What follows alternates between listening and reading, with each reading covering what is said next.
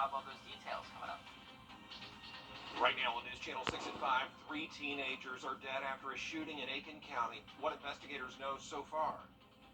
Plus, Augusta's district attorney and other Democrats speak out about the Supreme Court ruling on abortion. And the FDA banning all Juul products from being sold in the U.S. We're going to hear from a local vape shop about how they feel as Your News at 5 starts now. Live from Television Park, this is Wjbf News Channel 6 at 5. Hello, everybody. I'm Brad Means. And I'm Jenny Montgomery. Thank you so much for joining us. Coverage you can count on begins in Aitkin, where 3 suspects have been identified in connection to the shooting deaths of 3 teenagers. News Channel 6's Nikita Dennis joins us live from the Aitkin County Sheriff's Office with more on the community's calls for justice. Nikita? Yeah, that's right. Investigators are working to put together pieces after 3 teenagers were shot and killed on Sunday. The Aitkin community is also helping to bring justice. We have been working this investigation since it began, and we can say now that around 11:30 last night, we arrested 1 suspect in connection to this violent crime. 18-year-old Xavier Bailey was taken into custody and will be charged with 3 counts of murder and possession of a weapon during a violent crime after shooting 3 teenagers at a home on Wiley Drive in Aitkin.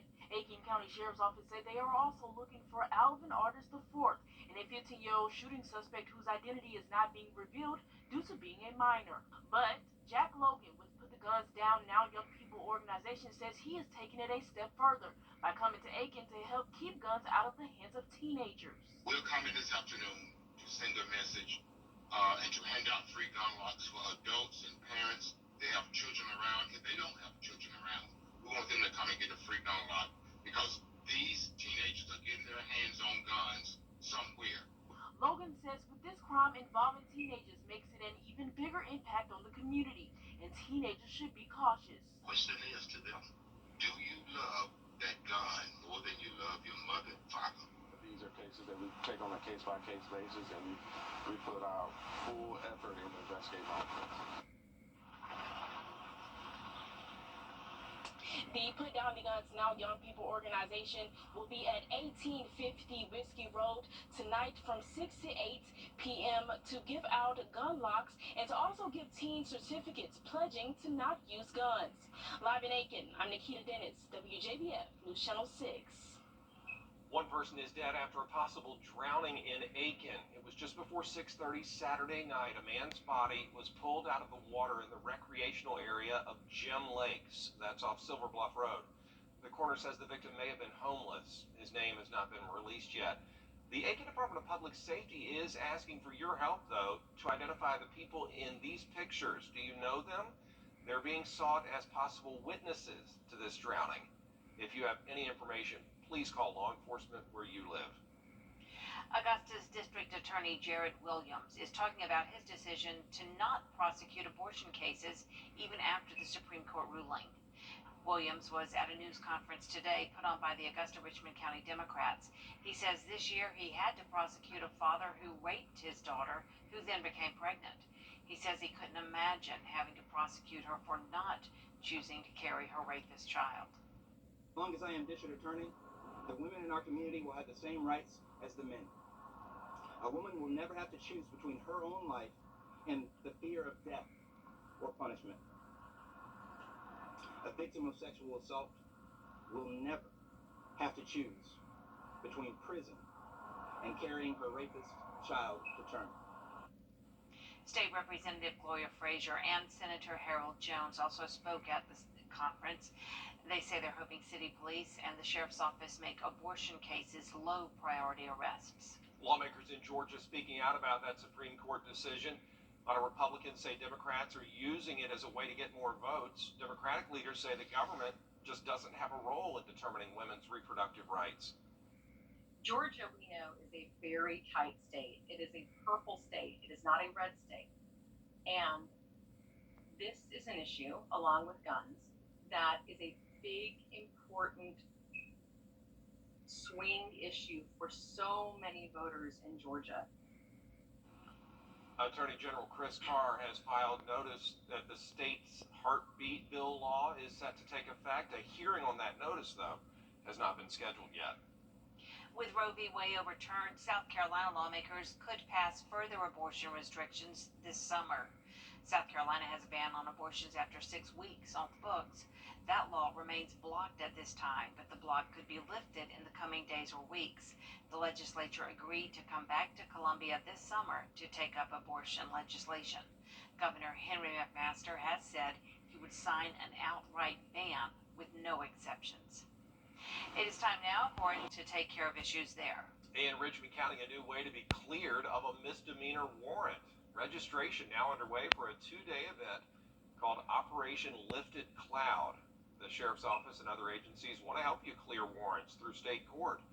Those eligible will have their fines or their fees reduced. The event in August is not aimed to arrest individuals. For more information, head to our website, Wjbf.com. A federal appeals court has temporarily blocked the FDA ban on the sale of Juul vape products. News Channel 6's Darrenisa Jefferson takes a look at the health impacts of vaping and why some say it should stay on the market.